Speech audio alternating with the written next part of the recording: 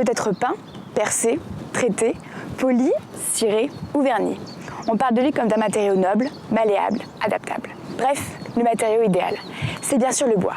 Quasiment un tiers du territoire français est recouvert par la forêt, soit 16 millions d'hectares pour être précis, avec une très grande biodiversité de 128 essences de bois différentes.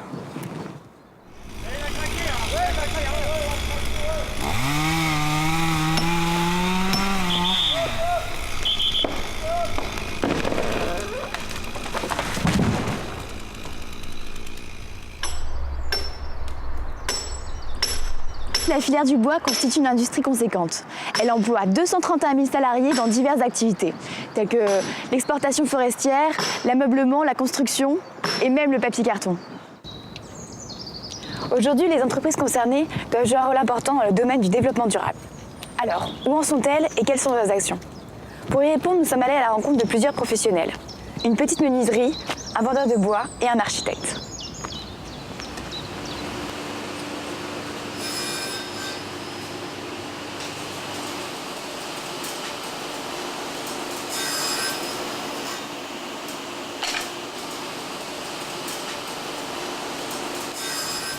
Un bois, c'est vivant, ça pousse, donc c'est vivant et ça travaille tout le temps.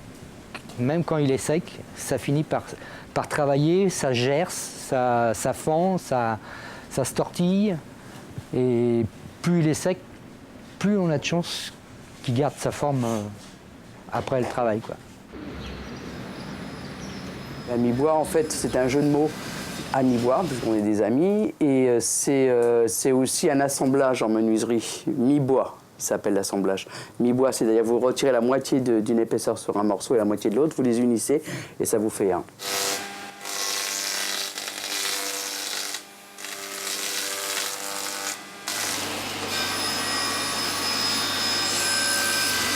Les massifs, on s'en sert pour faire des portes d'entrée, souvent des fenêtres, même des portes de placard. Hein, on veut quelque chose de bois avec des plates-bandes et tout ça. Donc voilà, on utilise le chêne, beaucoup de chêne surtout. On fait du mobilier d'intérieur, essentiellement avec des matériaux écologiques le plus possible en tout cas. Et on fait également tout ce qui vient. On peut faire de la menuiserie bâtiment, c'est-à-dire les portes, les parquets, des escaliers. C'est vraiment ce qui vient, quoi. On aime bien la variété de toute façon dans l'atelier.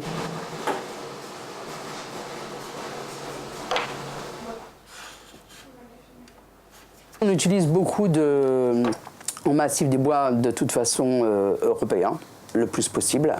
On a supprimé de notre gamme tous les bois exotiques pour lesquels on n'avait aucune certitude de replantation des forêts. Donc on privilégie ces bois-là, c'est-à-dire qu'on travaille en fait beaucoup le chêne, le hêtre, le frêne, le sapin, le pin. Et là, avec ça, on peut déjà faire pas mal d'ouvrages.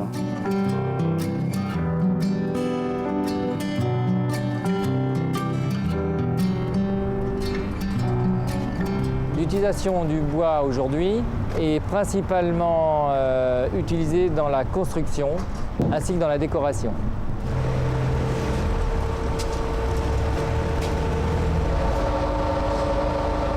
Un des problèmes majeurs du bois, c'était la difficulté de conserver les bois en bon état.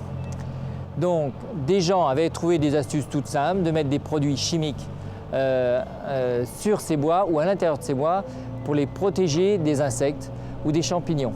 Mais le souci, c'était la pollution et l'interdiction de ces produits chimiques a fait en sorte qu'on a été obligé de trouver une méthode propre et saine pour l'environnement.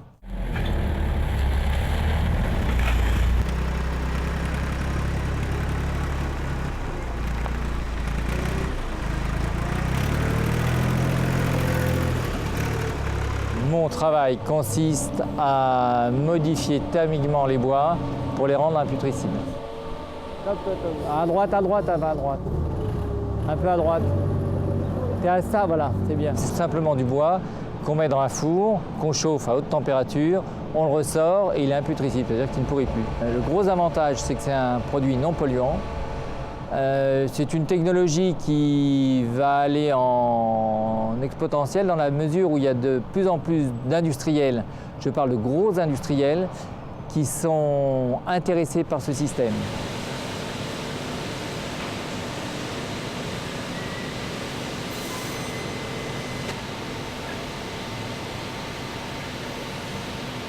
L'avenir du bois, je pense qu'il est extraordinaire. Vu l'état de notre planète, les bois exotiques vont être de plus en plus difficiles à trouver. Les bois thermochauffés vont pouvoir remplacer tous ces matériaux et on aura dans l'avenir beaucoup plus de structures bois, par exemple pour les façades, telles que les bardages peupliers, bardages frênes. Donc on a bon espoir de relancer fortement l'économie industrielle du bois.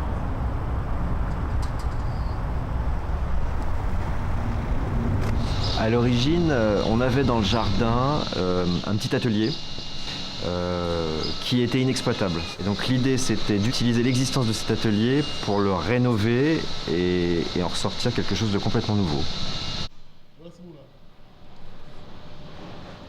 Sur la maison, on n'a utilisé qu'un seul bois. On a utilisé à la fois pour l'ossature et pour le bardage, le bois de Sibérie. Pour la partie structure, évidemment, on utilise principalement le cœur des troncs d'arbres et on utilise plus le pourtour du tronc d'arbre pour l'extérieur puisqu'il est plus à même de résister aux intempéries. J'aime l'idée du matériau vivant, c'est-à-dire du bâtiment qui va vivre, que j'aime l'idée que le bâtiment va changer un peu de couleur, que le bois va vieillir, va travailler. Effectivement, c'est séduisant.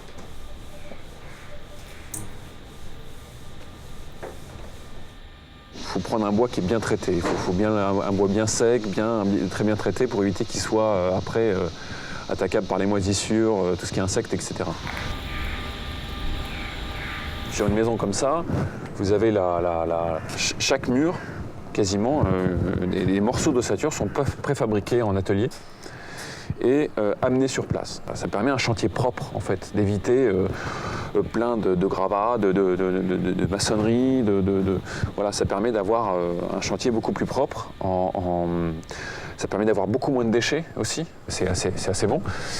Et puis, le grand intérêt, c'est la rapidité d'exécution. Ça a un avantage en temps parce que ça permet aux clients là, par exemple, pour ce type de construction, on économise 4 mois ou 5 mois de chantier. Rien que l'ossature bois, elle a mis 2 semaines à se monter. Aujourd'hui, l'avenir est là parce qu'on arrive à tenir un équilibre financier en travaillant le bois et non pas en faisant une maison en parpaing classique. Donc autant aller vers le développement durable. À côté des industries du bois, il existe aussi une multitude de travailleurs appliqués qui utilisent cette matière pour la transformer en objet unique. Nous vous emmènerons voyager dans l'univers magique d'un artiste picard. Mais avant tout, je vous propose de venir découvrir l'association Sequana, qui est bien déterminée à ne pas laisser mourir les vieux bateaux en bois des bords de Seine.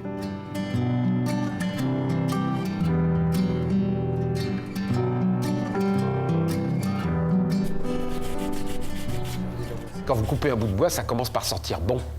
Et après ça, vous avez, suivant la nature du bois, vous avez dans les mains quelque chose que vous êtes capable d'identifier. Même les yeux fermés, prenez un épicéa, et vous prenez derrière un cipot ou un d'acajou, c'est pas pareil. Donc vous le sentez.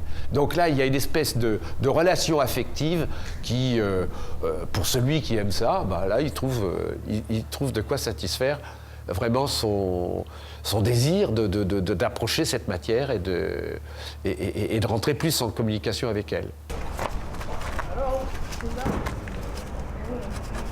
Et évidemment, il y a ici des associés, des bénévoles qui ont des compétences très, très poussées dans le travail du bois, du métal et d'autres choses comme cela. Et grâce à ces compétences, on arrive à avoir un travail tout à fait estimable.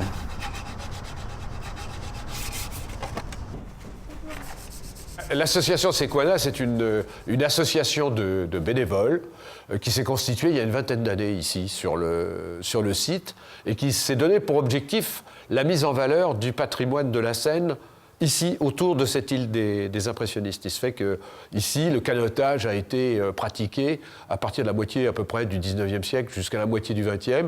Et donc ça a généré toutes sortes d'activités techniques par la construction des bateaux, mais également culturelles, puisqu'il y avait évidemment une rencontre entre ceux qui pratiquaient le loisir et ceux qui venaient sur l'île pour échanger des idées. Et je pense là aux peintres, je pense aux musiciens, aux écrivains. Le but à atteindre sur ces bateaux était une espèce de paradoxe avec 3 paramètres difficiles à conjuguer qui sont d'un côté la rapidité, la légèreté, il ne faut pas oublier que c'est le canotier le moteur, hein, et la stabilité. C'est-à-dire quand il emmenait sa barreuse, il fallait qu'elle puisse grimper dans le bateau sans se coller à l'eau. Eh bien, les techniques que nous utilisons pour la préservation des bateaux, c'est d'abord, en un premier temps, de ne rien faire, aussi paradoxal que ça puisse paraître. Vous savez, en face d'une épave qu'on veut voir revivre, on est toujours impatient. On veut la revoir sur l'eau, on veut la revoir naviguer. On se dit, ah oui, elle est jolie, elle est bien équilibrée, elle est ceci, elle est cela. Et on n'a qu'une envie, c'est de la revoir. Non, non, non, non, il faut tout freiner, il faut tout freiner. Passer des heures et des heures autour de cet objet, être plusieurs à voir. Après ça, confronter les avis entre les uns et les autres.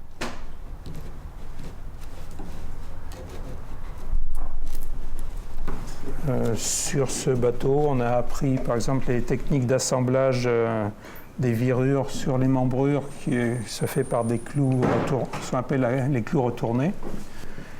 Et également, l'assemblage se fait par des feuillures à mi-bois.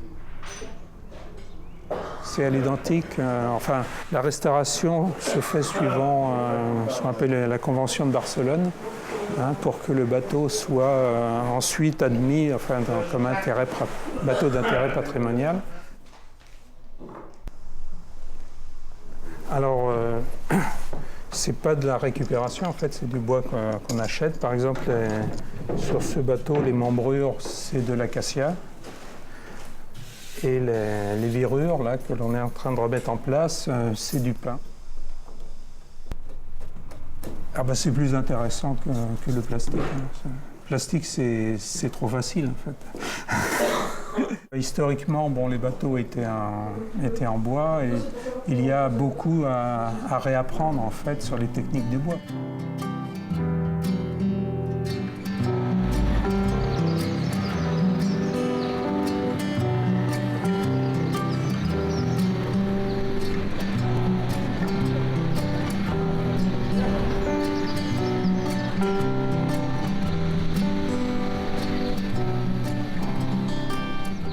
Je me présente, ça fait Jean-Pierre Faquier, sculpteur de marionnettes depuis 36 ans à peu près, quoi. Au début, bon, je ne faisais pas de marionnettes, je faisais des colliers, des bracelets. J'ai appris mon métier en allant, hein. J'ai travaillé en usine, hein, donc je suis autodidacte. Hein. Alors, dans ma tête, il fallait que... Je rêvais, quoi, comme tout le monde, je suppose qu'on est tous à peu près pareil, soit devenir couturier, artiste, chanteur, même des fois, je passais des journées à faire des sculptures, puis je les bradais pour manger. Puis, il faut donner pour savoir, pour se faire après connaître un tas de trucs. Hein.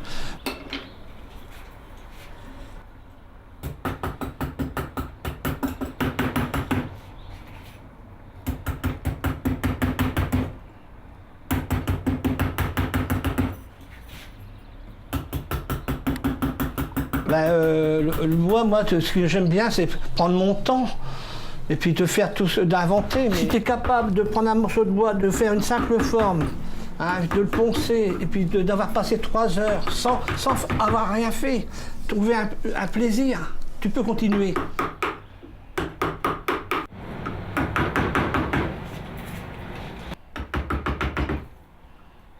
Ben c'est ça, moi, j'aime le chêne, j'aime... tout le bois est agréable à travailler. Tout. Le tilleul, ça ne me gêne pas de mettre la peinture dessus parce qu'il n'a pas de veine. Mais tandis que les autres, tout ça, il y a des grains de beauté, des détails. Mais j'ai un boulot fou parce que je découpe tous les bons morceaux, tout ça, à la tronçonneuse, pour récupérer une meilleure, quoi. Alors, voilà, tout est là. Tout part d'un simple morceau de bois.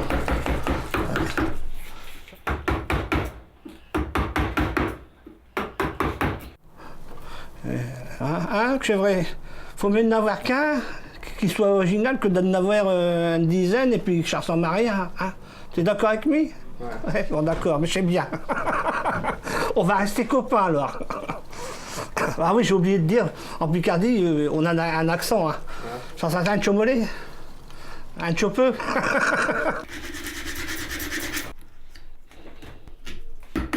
Les gens ont accepté la fleur Sandrine, ma marionnette, comme un tableau, une sculpture. C'est devenu, ils sont signés, quoi. Mais c'est ça la récompense. Puis j'ai failli abandonner plusieurs fois. Parce que quand il n'y a pas de clients qui viennent, il y a une paire d'années, tu es là, quoi, de hurler. On ne te voit pas. Tu penses que tu vas faire fleur à la fleur? Oh, mais la fleur, elle n'a pas peur, hein, du noir. Hein, que chèvre à la fleur. Disons que j'ai pris ma vie en main, quoi.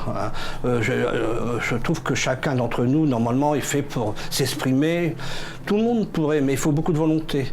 Le but, c'est que je voudrais que mes marionnettes se mettent tous à vivre et puis à se manifester et tout. Je ne serais pas tout seul. J'en rigole, mais on a toujours envie des fois, je dis aux clients, mes marionnettes, faites gaffe, ils racontent tout ce qui se passe chez vous. Hein. Oh, les gens sont là, ils nous regardent, ils se moquent de nous. Mais bon, c'est un jeu pour moi, tout ça, ce travail. Hein. C'est pour ça, je dis toujours, la vie est trop courte. Il faut en profiter quand on est jeune. Ouais, ils n'en donnent pas deux, hein. Ils n'en donnent qu'une.